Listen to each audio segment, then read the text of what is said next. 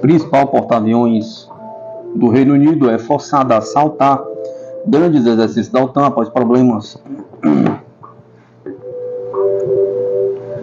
O porta-voz britânico HMS Queen Elizabeth, comissionado em 2017, o principal do país, não participará do exercício Steadfast Defender 2024 da OTAN devido a um problema técnico, comunicou no domingo a Marinha Real do Reino Unido.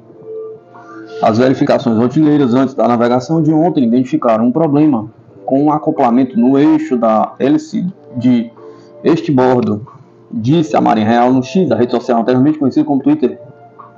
O porta-aviões HMS Prince of Wales zarpará para o exercício militar em lugar do HMS Queen Elizabeth, assim que possível, explicou a declaração. Em 18 de janeiro, a OTAN anunciou que começaria o Steadfast Defender 2024 no final do mês. As manobras que estão sendo realizadas no Atlântico e na Europa envolvem cerca de 90 mil soldados de todos os 31 Estados-membros e também da Suécia, que está em vias de completar a adesão. Elas durarão vários meses. Durante os exercícios, os aliados planejam testar um cenário de conflito contra um adversário próximo, em conformidade com o artigo 5 do Tratado do Atlântico Norte, que afirma que um ataque a um aliado é considerado um ataque contra toda a OTAN e permite a prestação de assistência adequada. Investimento alemão de 1 bilhão em matéria-primas para desafiar a China é irrealista, diz analista.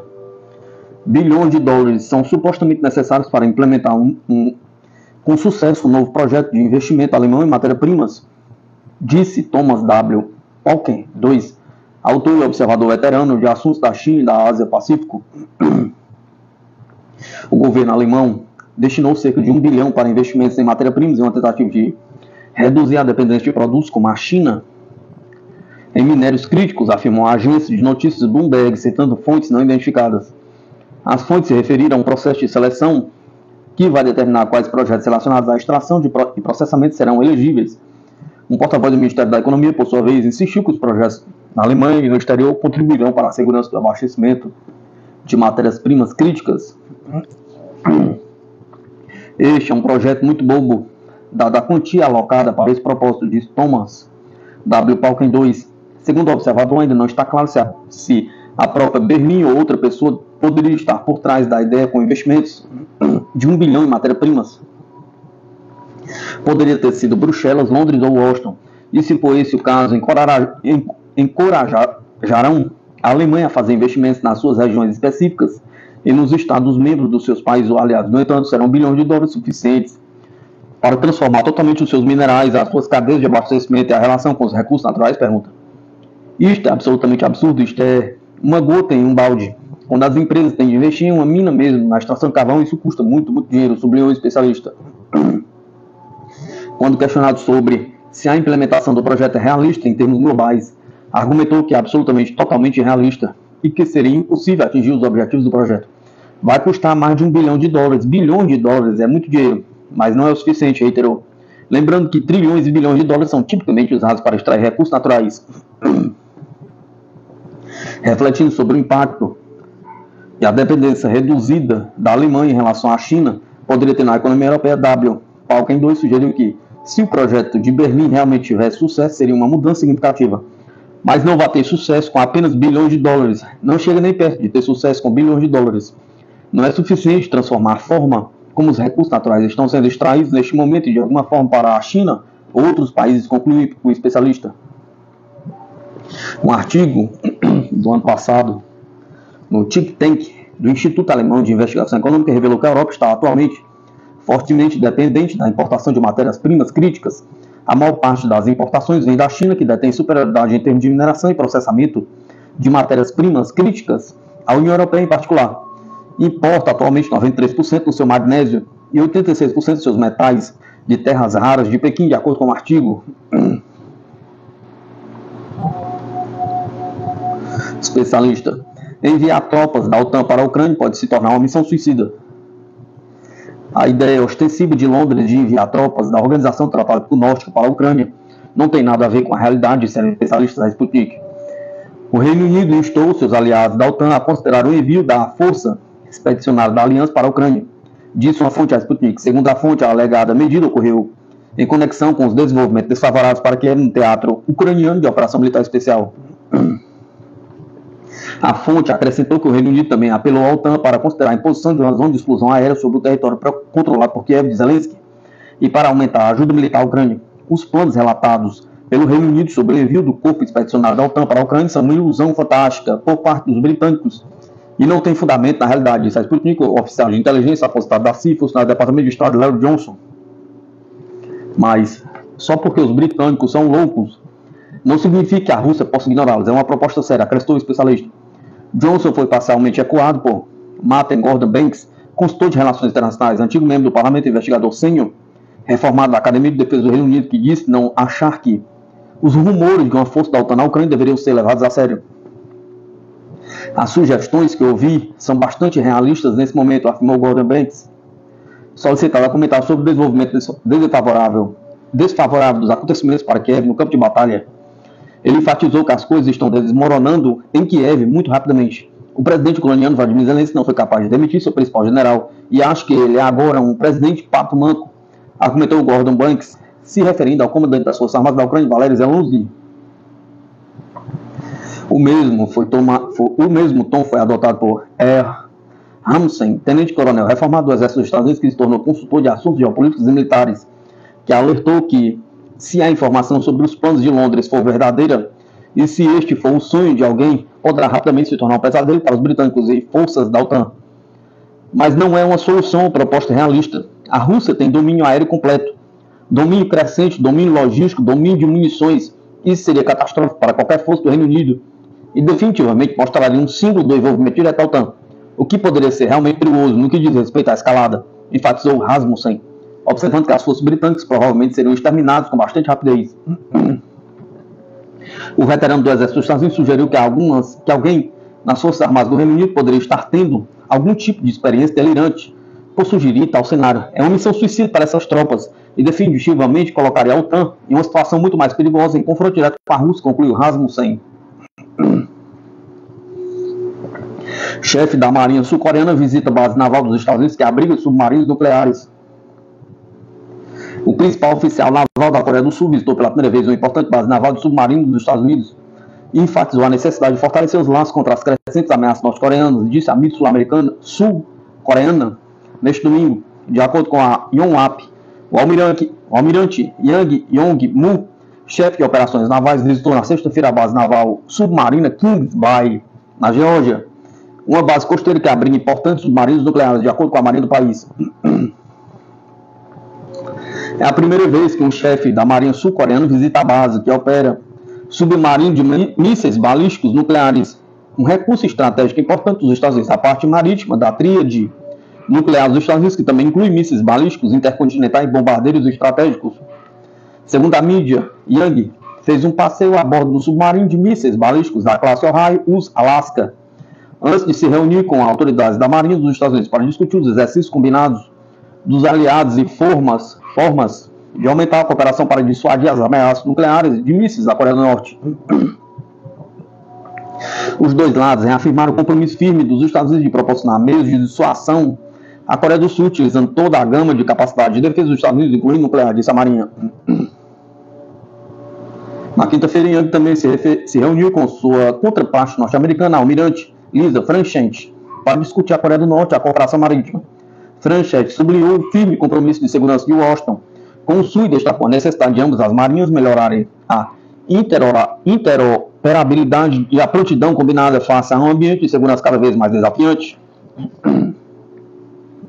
Utilizando toda a gama de capacidade de defesa dos Estados Unidos, incluindo a defesa nuclear convencional, a defesa antimísseis e outras capacidades não nucleares avançadas, os Estados Unidos continuarão a proporcionar meios de dissuasão à largada República da Coreia, disse ela.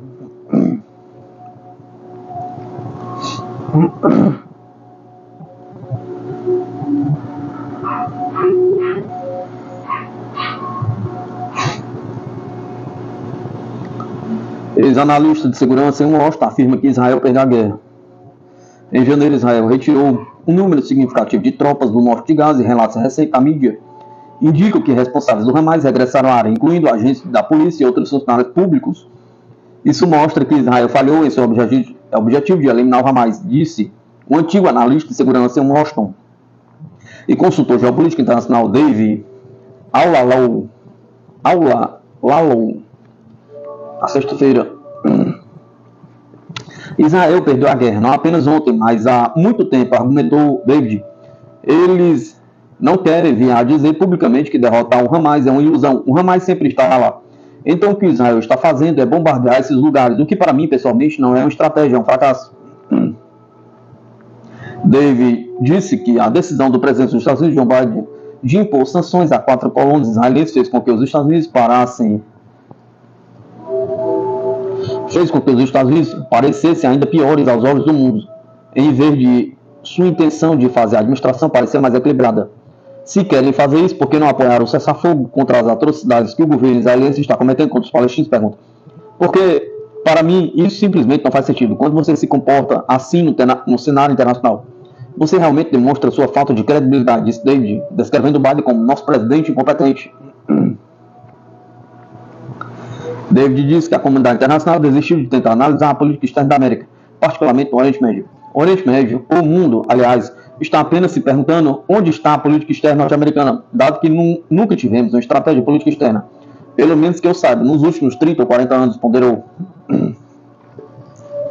Apesar disso, e de um recente bombardeio da Agência de Desenvolvimento de Bruxelas, em Gaza, que levou a Bélgica a convocar embaixadores israelenses no país, David não vê muita luz entre os governos europeus e norte-americanos.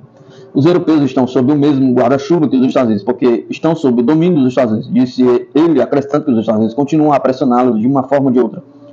Eu estou lhe dizendo, na geopolítica ou nas relações internacionais, não é o que você vê, é o que está nos bastidores que importa, resumiu o analista.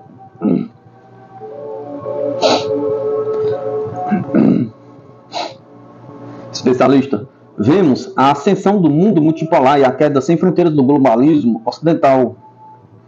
Um doutor em sociologia falou sobre o BRICS como o protótipo de um mundo multipolar, que consegue agregar países com diferentes tradições culturais, religiosas ou políticas. O BRICS é um protótipo de um mundo multipolar, como disse Sergei Lavrov, ministro das Relações Exteriores russo, falando na primeira reunião dos representantes do grupo durante a presidência do país em Moscou, Rússia. Entendemos o BRICS como o protótipo de um mundo multipolar, para cuja criação em nome de um futuro mais brilhante, mais harmonioso para os nossos povos.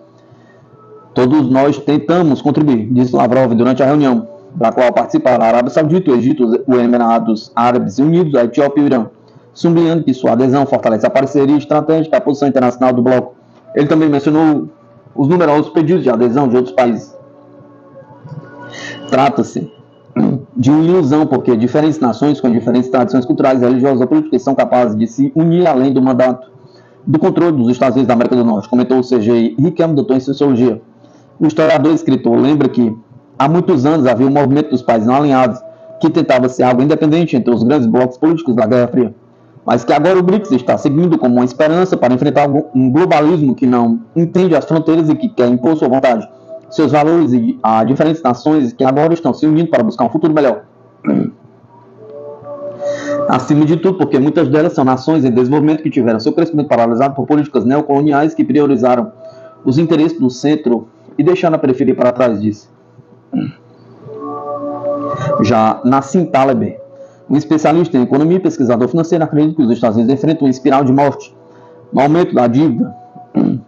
Claro, porque alguém, no final de contas, tem que pagar pela nossa festa de superdesenvolvimento. Os países ocidentais não são supostamente mais avançados do que os países do sul global, ou da periferia, por acaso, muitas vezes por causa de políticas coloniais ou neocoloniais, e agora porque estamos endividados até as sobrancelhas, disse ele na segunda-feira em um evento para a Universe Investment, a empresa de fundos Heidegger, que ele aconselha. Mais cedo ou mais tarde, essa festa terá de ser paga, e já estamos vendo indicadores que mostram como o mundo está agindo, como o mundo está exigindo que esses países apertem um cinto e vivam como realmente deveriam e como estão vivendo dentro de suas possibilidades. Exército triplica equipamentos e contingente no norte do Brasil, perto da fronteira com Esequibo. Um comboio de caminhões militares e veículos blindados partiu para a fronteira norte do Brasil nesta sexta-feira, 2 de 2 de 2024, a fim de reforçar a presença do Exército Brasileiro na região. Mais de 2 dezenas de carros blindados chegaram a Manaus por transporte fluvial e alguns partiram por estrada para Boa Vista, capital do estado de Roraima, onde a guarnição local será aumentada para 600 soldados, informou o Exército em comunicado. Os reforços de veículos blindados incluem 6 Cascavel, carro blindado brasileiro de 6 rodas com canhão de 37 mm, outro Guarani, veículo de transporte de pessoal 6x6 e 14 Guaicuru, um carro blindado leve multitarefa com tração nas 4 rodas, disse a força. Os carros blindados mais pesados foram transportados em caminhões e reboque.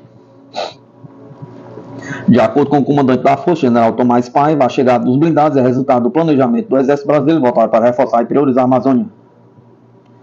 No entanto, em conversa com repórteres em Manaus, Tomás Paiva disse que a guarnição de Boa Vista se transformaria em um regimento com a triplicação de equipamentos e homens, e parte ficaria na cidade, enquanto outra seria enviada para Pacaraima, na fronteira com a Venezuela, segundo a Reuters.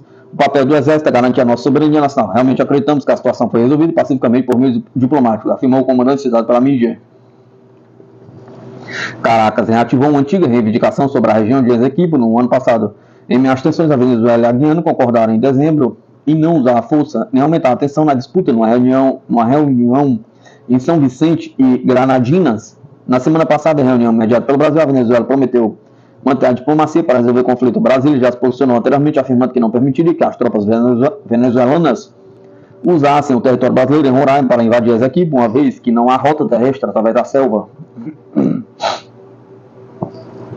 Forças dos Estados Unidos fracas não aguentarão múltiplos conflitos simultâneos, diz think tank americano.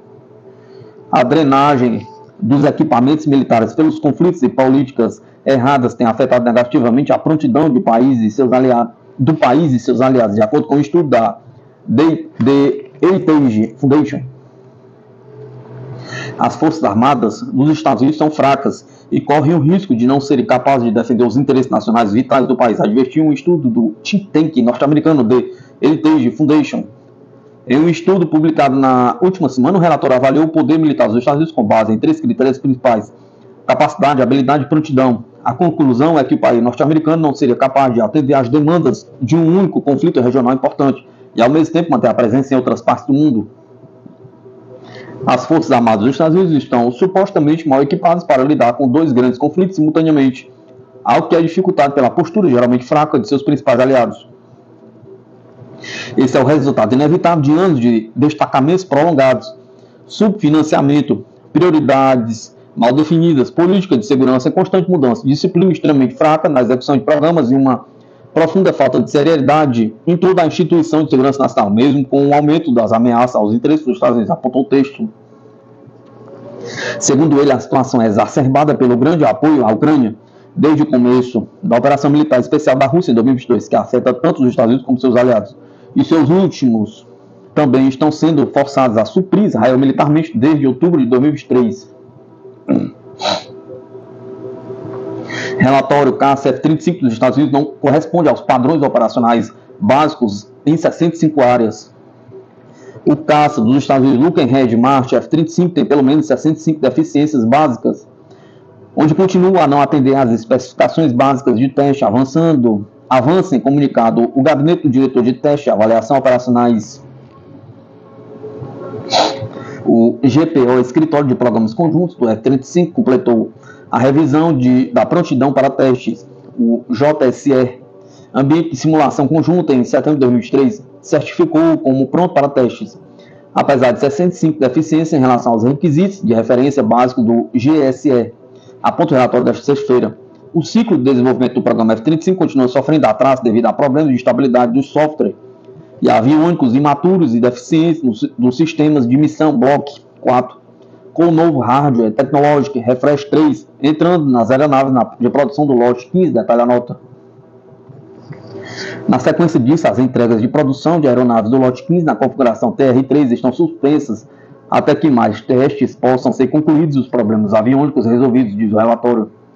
Enquanto os Estados Unidos tentam aumentar a participação da aeronave fabricada pela Luckenred March, são cada vez mais comuns os relatos de falhas e problemas de operação em uma das aeronaves de maior custo para o governo, cerca de 160 milhões por cada uma delas. Coreia do Norte testa ogiva de míssil de cruzeiro e míssil antiaéreo. Em 2 de fevereiro, a Coreia do Norte realizou um teste de uma ogiva super grande de um míssil de cruzeiro, bem como um teste de lançamento de um míssil antiaéreo informou a agência estatal do país, KCNA, a agência Yonhap, referindo-se ao Estado Maior Conjunto da Coreia do Sul, informou em 2 de fevereiro que Pyongyang tinha disparado novamente vários mísseis de cruzeiro em direção ao Mar Amarelo. Em 2 de fevereiro, a Direção-Geral de Construção de Mísseis realizou no mar ocidental da Coreia um teste de potência de uma ogiva super grande de um míssil de cruzeiro e um lançamento de teste de um novo míssil antiaéreo, relata a KCNA. Destaca-se que os testes foram realizados no âmbito das atividades regulares da Direção-Geral e não estão relacionados com a situação na região. Este é o 4º teste de mísseis de cruzeiro da Coreia do Norte em 10 dias.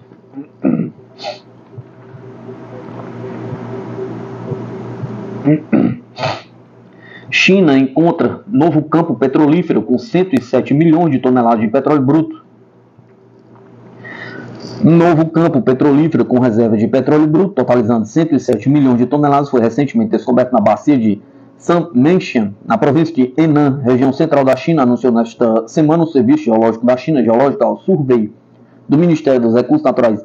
Atualmente, cerca de 70% do consumo de petróleo bruto da China depende de importações. O valor correspondente para o gás natural excede 40%, de acordo com os dados do Ministério. Os recursos petrolíferos da China descobertos até o momento estão principalmente em 6 grandes bacias, como a de Ordos e a bacia de Tarim, mas áreas como Sanmenxian, caracterizadas por numerosas bacias de pequeno e médio porte, também apresentam um enorme potencial para a exploração de petróleo e gás, informou o órgão. Ainda segundo o Serviço Geológico, a descoberta de Sanmenxian surge em um contexto em que as regiões petrolíferas maduras da China entram gradualmente nas fases posteriores de desenvolvimento, marcados por desafios na manutenção da oferta estável e elevados custos de produção. Os dados da Administração Nacional de Energia mostraram que em 2023 a produção de petróleo bruto na China atingiu 208 milhões de toneladas, aumentando de mais de 3 milhões de toneladas e de quase 19 milhões de toneladas em relação ao nível de 2018. A produção nacional de petróleo e gás é equivalente à quantidade de gás e petróleo convertido em petróleo bruto, igualando a energia produzida a partir deste último, ultrapassou 390 milhões de toneladas, de acordo com os dados, mantendo tendência de crescimento de mais de 10 milhões de toneladas anuais durante 7 anos consecutivos.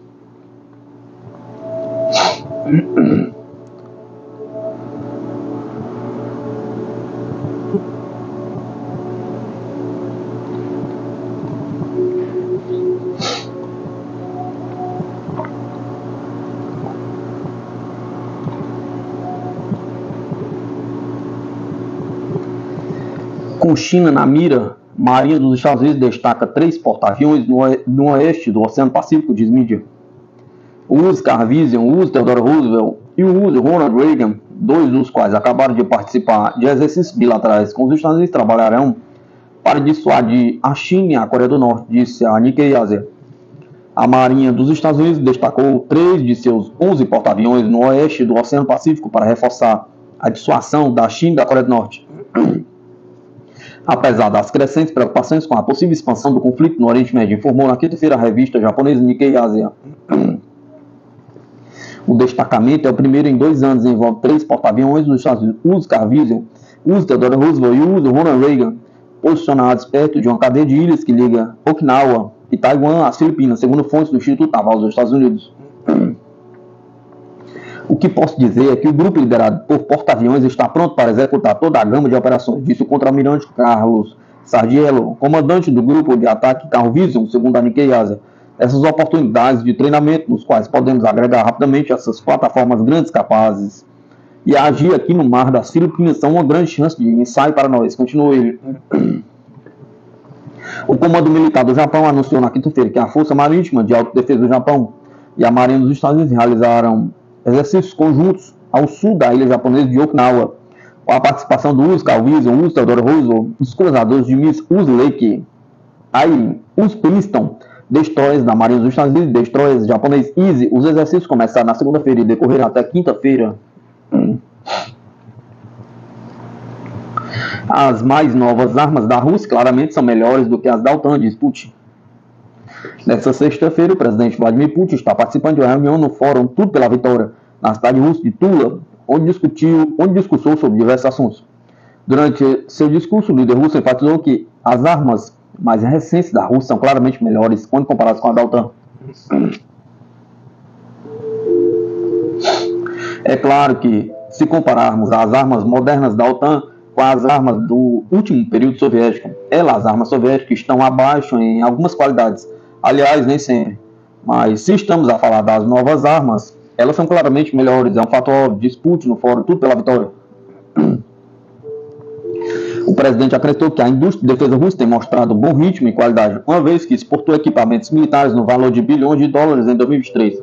No ano passado, fornecemos uma quantidade razoável do nosso equipamento militar aos mercados mundiais no valor de milhares de milhões de dólares. Afirmou, acrescentando que os sistemas de mísseis Pansy são especialmente populares entre os compradores estrangeiros.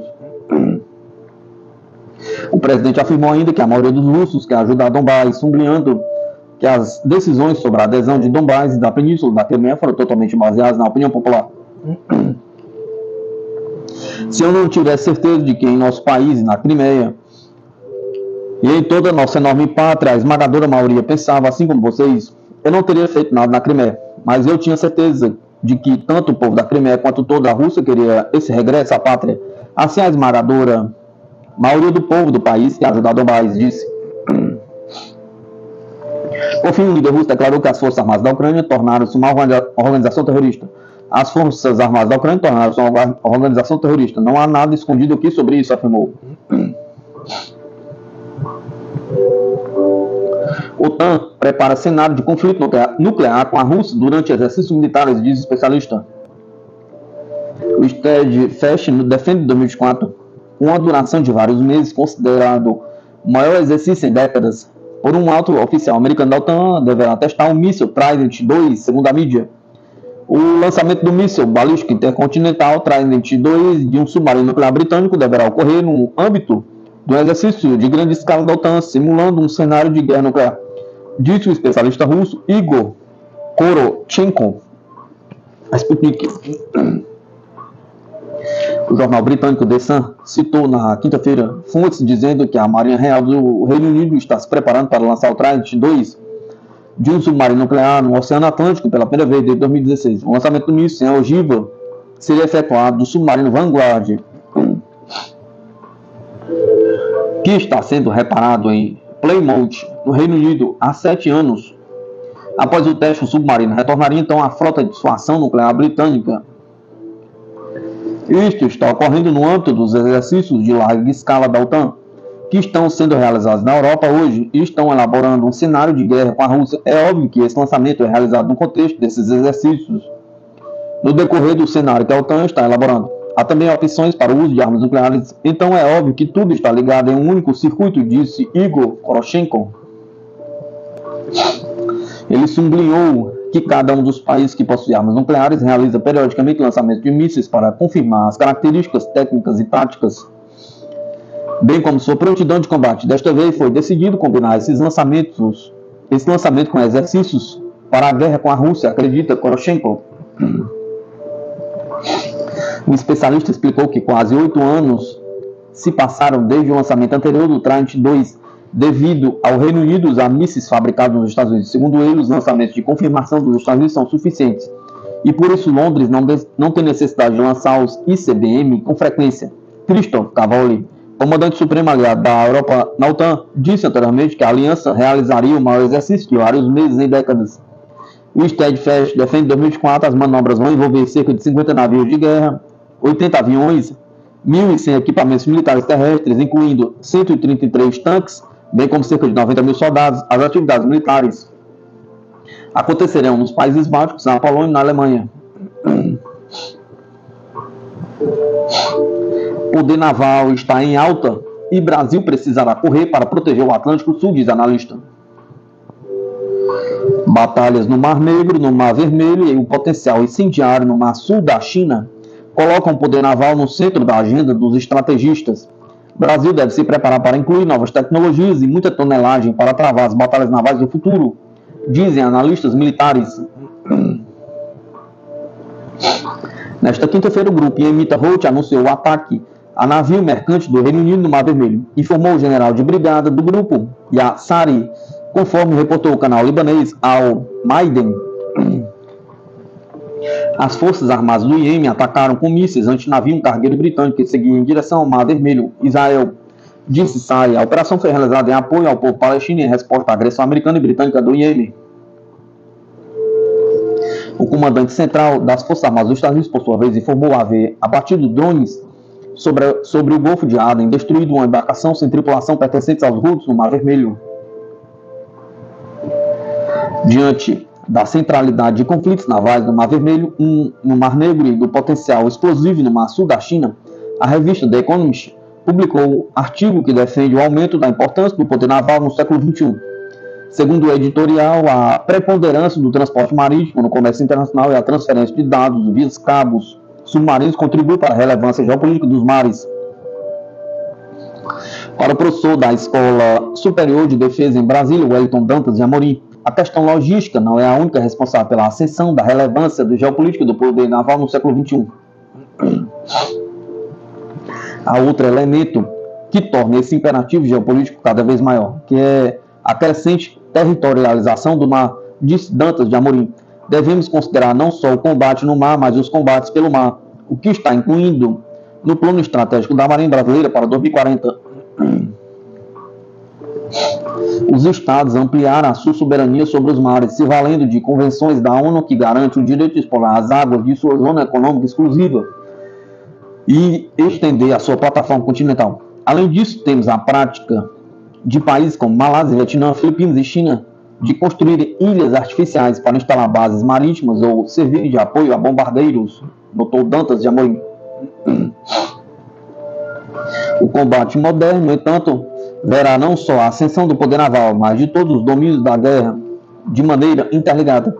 Os poderes estão cada vez mais interconectados. Não há poder naval sem o poder especial de monitoramento, por exemplo, considerou Dantas de Amorim. Qualquer conflito hoje vai envolver o poder naval terrestre, aéreo, espacial e cibernético, aliado à dimensão humana que perpassa esses 5 domínios. Poder naval da China.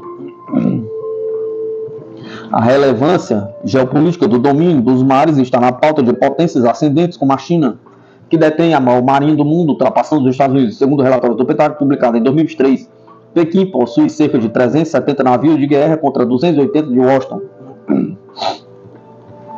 Realmente, a tonelagem da marinha chinesa está maior do que a dos Estados Unidos, o que não quer dizer que a eficiência ou projeção do poder naval de Pequim seja maior do que a de Washington. A China segue atrás dos Estados Unidos em quantidade e qualidade de submarinos, apesar de estar se aproximando, ponderou Dantas de Amorim. Só é possível avaliar qual marinha é melhor no campo de batalha.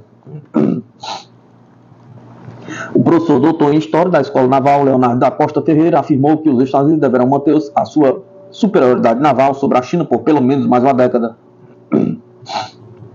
Os Estados Unidos possuem mais de 10 porta-aviões movidos a propulsão nuclear em serviço ativo e preparam o lançamento de mais unidades da classe Gerald Ford, o que totaliza até 2035 mais de 1 milhão de toneladas desses meios navais e quase 1.000 aviões de caças embarcados, disse Ferreira. Outra vantagem que a Marinha dos Estados Unidos tem sobre sua adversária chinesa é a experiência em combate e adestramento profissional para conflitos em alto mar. O grande desafio da Marinha da China é o treinamento de seus tripulantes para a situação real de combate, disse Ferreira. Acredito que o esforço de Pequim na próxima década não será de expandir mais a sua marinha, mas aperfeiçoar sua prontidão. Pois de nada adianta ter muitos meios navais, mas baixo índice de treinamento e adestramento das suas tropas em relação ao seu potencial adversário, que seria os Estados Unidos. Revolução tecnológica. Mas não é só Pequim que não trava uma batalha interestatal há décadas. As grandes marinhas mundiais investem no emprego de novas tecnologias nas suas frotas, mas ainda não sabem exatamente como elas serão empregadas nos embates navais futuro. É um grande enigma. Sabemos que há uma tendência a menor uso de humanos nas batalhas, o uso extensivo do multidomínio, com constelações de satélites municiando as embarcações com informações, mas utilização de submarinos e mísseis hipersônicos, mísseis terra-mar ou mar-mar, que desabilitem navios, enumerou Dantas de Amorim. Mas nada disso ainda foi de fato colocado à prova.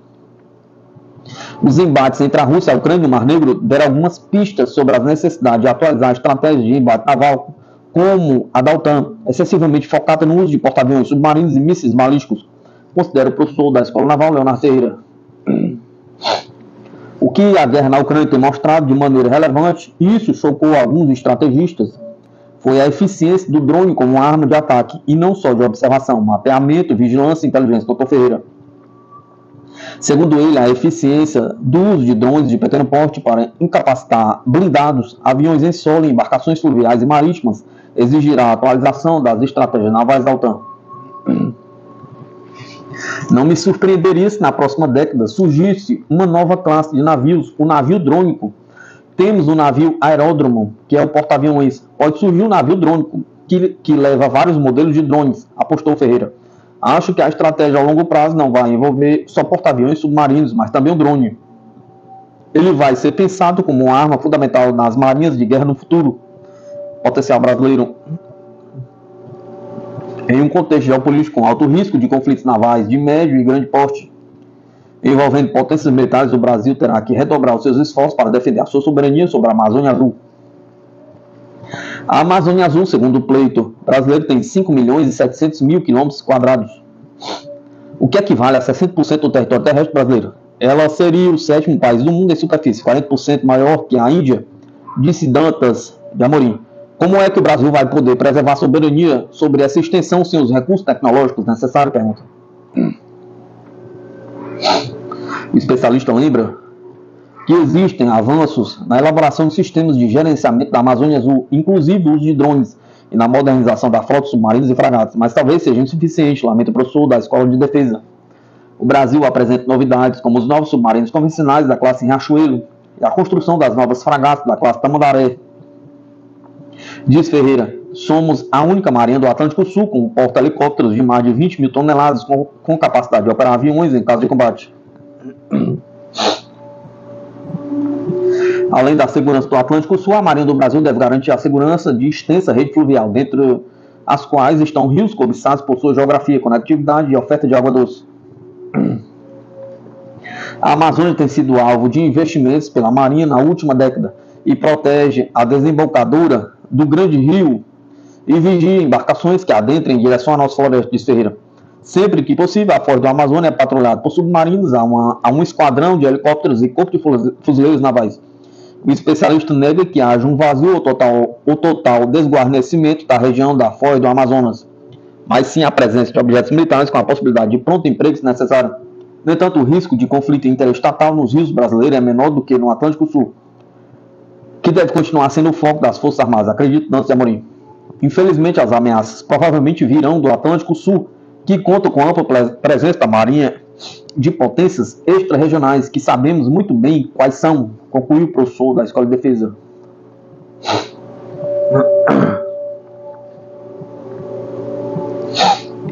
A OTAN deve preparar-se para a vitória de Trump, diz líder tcheco.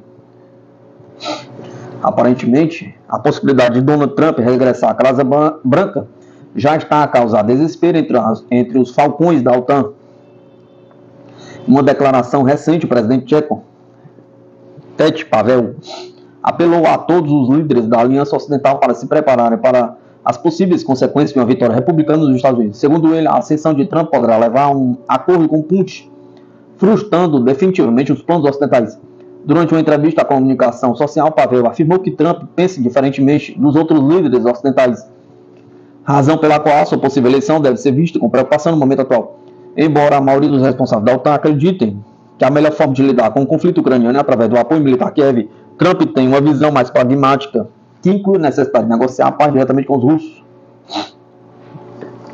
Pavel deixa claro que a sua intenção ao dizer isto não é perturbar a aliança entre os europeus e americanos, ou interferir nos assuntos internos dos Estados Unidos, mas simplesmente avançar nas discussões sobre como a OTAN deve preparar-se para uma possível mudança na política da Casa Branca em relação à Ucrânia. Alerta que haverá consequências graves se Trump for eleito, razão pela qual exorta os outros líderes da aliança a estarem prontos para um futuro de desafios.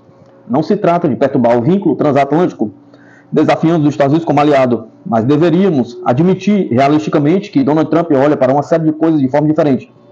Deveríamos estar preparados para isso, porque certamente haverá algumas consequências, disse aos jornalistas. Não só isso, Pavel também enfatizou os pontos que considera vitais para uma estratégia da OTAN na Ucrânia. Segundo ele, Kiev está em desvantagem no campo de batalha porque tem opções militares limitadas e suas ações táticas são insuficientes para causar danos aos russos.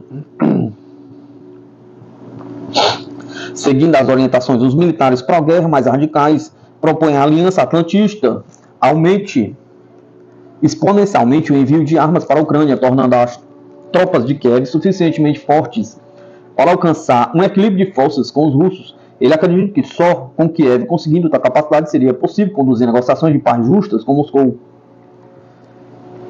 Só um equilíbrio de forças pode forçar ambos os lados a compreender que não alcançarão mais sucessos e que é hora de negociações, acrescentou Pavel.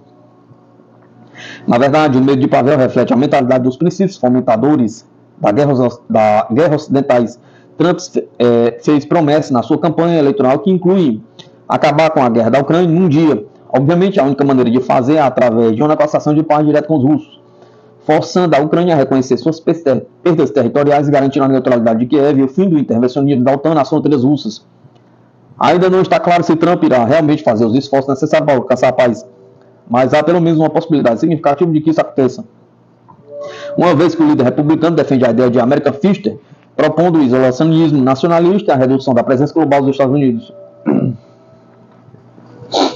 Além disso, o filho de Trump, participante ativo da campanha eleitoral do pai, já afirmou publicamente que é necessário acabar com o conflito através de negociações, ignorando qualquer possibilidade de solução militar. Claramente, Trump não está interessado em continuar a seguir o objetivo de desgastar a Rússia ou alcançar a vitória ucraniana, mas sim focar no desenvolvimento interno. Esse tipo de política parece desastrosa para os apoiadores da guerra contra a Rússia. E é por isso que Pavel e todos os fomentadores da guerra estão preocupados. Anteriormente, o próprio presidente ucraniano, Volodymyr Zelensky, já havia dito estar preocupado com a possível eleição de Trump. Segundo o líder ucraniano, o plano de Trump para acabar com a guerra é muito perigoso, pois põe em risco as ambições irrealistas de Kiev de recuperar os territórios reintegrados na Federação Russa. Na prática, o regime ucraniano e os governos pró-guerra da OTAN já estão a estabelecer a sua posição nas eleições americanas, lançando apoio aberto aos democratas. Na verdade, Trump tem grandes chances de vencer se realmente concorrer às eleições. Houve várias tentativas de bloquear legalmente a sua candidatura, mas até agora não está claro se tais procedimentos legais serão suficientes para impedir. Obviamente, se Trump pode ou não concorrer é um assunto interno das autoridades americanas. No entanto, é inegável que as tentativas de prender Trump ou torná-lo inelegível são abertamente apoiadas pelos setores mais pró-guerra da sociedade americana e internacional. Nesse sentido, é possível que existam apenas tais métodos burocráticos para impedir que Trump concorra ao cargo, mas até mesmo manobras ilegais como fraudes para fazê-lo perder as eleições de alguma forma. Cabe exclusivamente ao povo americano decidir a melhor opção para governar o seu país, mas até agora Trump é o único candidato com uma proposta concreta para retomar as negociações de paz como esperado. Isto está a gerar histeria entre aqueles que apoiam a guerra prolongada